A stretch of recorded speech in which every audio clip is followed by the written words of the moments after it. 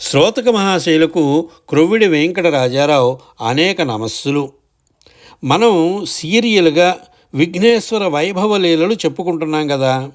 అందులో భాగంగా ఈ వారం వాతాపి బాదామిగా ఎలా మారిందో తెలుసుకుందాం.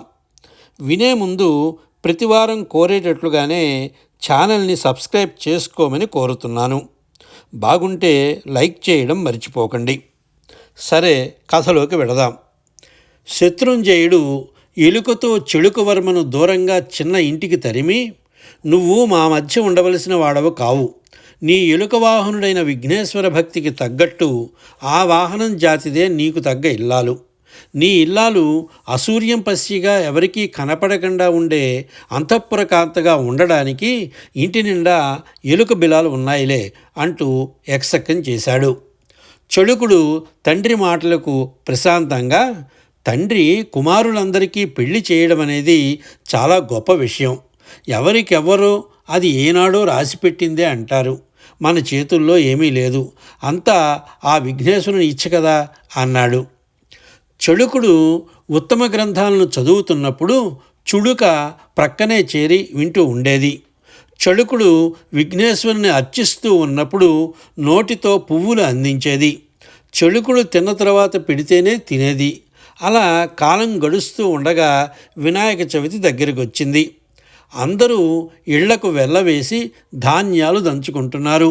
చుడుక రాత్రికి రాత్రి ఎలుకలన్నింటినీ పిలిచింది. ఎలుకలు తోకలు ముంచి ఇంటి గోడలకు సున్నం కొట్టాయి. పళ్లతో పై పొట్టు ఒలిచి ధాన్యాన్ని మెరికల్లా బియ్యం చేశాయి.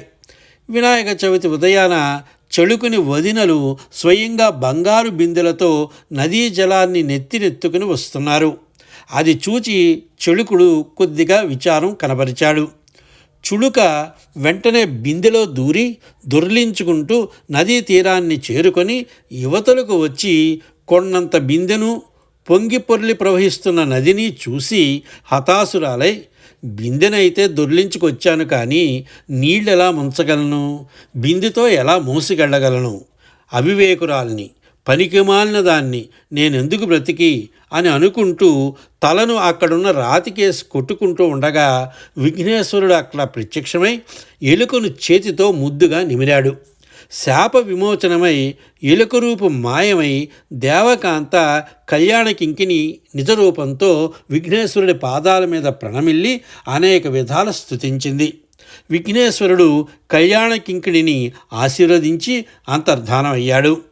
కళ్యాణకింకిని నీళ్ల బిందెను తలకెత్తుకుని నడిచి వెడుతూ ఉంటే దారి పొడవునా ప్రజలు బొమ్మల వలె నిల్చుని చూస్తూ, ఎవరి దేవసుందరి, ఎవరింటికి వెడుతున్నది అని విస్తుపోయారు.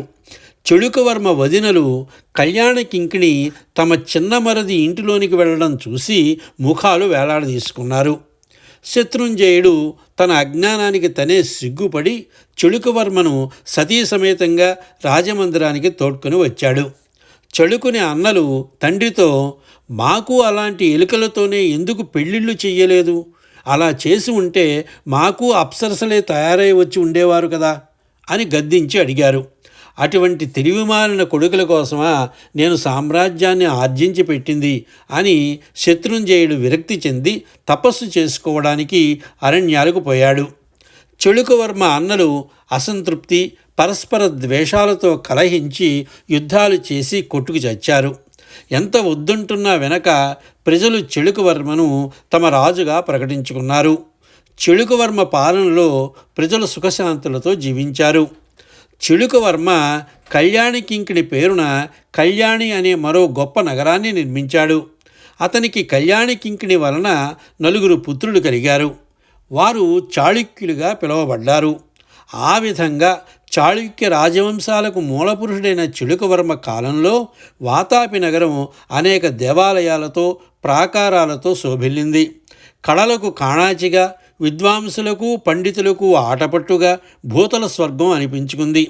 నగరాధిదేవతగా విఘ్నేశ్వరుడు ఆరాధింపబడ్డాడు. ఉత్కృష్ట శిల్పానికి ప్రామాణికమైన ఆలయ మంటప శిల్పాన్ని చూడడానికి దేశం నలుమూలల నుంచి రాజులు మొదలుకొని సామాన్య యాత్రికుల వరకు ఎల్లప్పుడూ వస్తూ ఉండేవారు. చాళుక్యులు 4 దిక్కుల రాజ్యాలు ఏర్పరచుకుని పాలించారు.